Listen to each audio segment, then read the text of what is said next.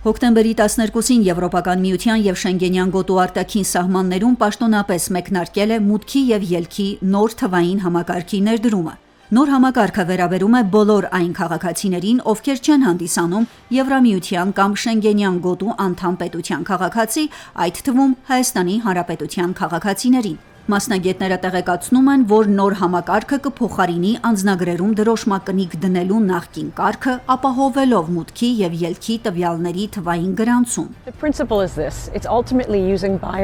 Սա ավտոմատացված կենտրոնացված տվյալների բազա է, որը թույլ կտա էլեկտրոնային եղանակով վերահսկել Եվրամիության և Շենգենյան գոտու սահմանների հատումները։ Շենգենյան գոտի առաջին մուտքի ժամանակ ճանապարհորդները կանցնեն ընդլայնված գրանցում,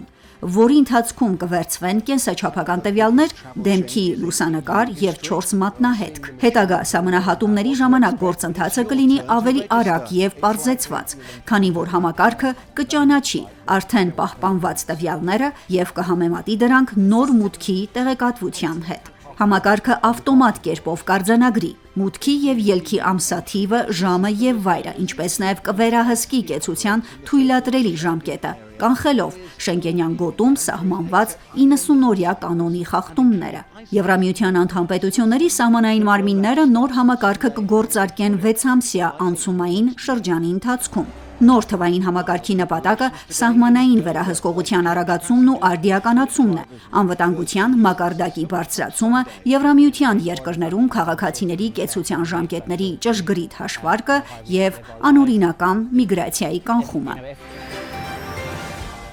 Հասմիկ Մարտիրոսյան, Ռադիոլուր։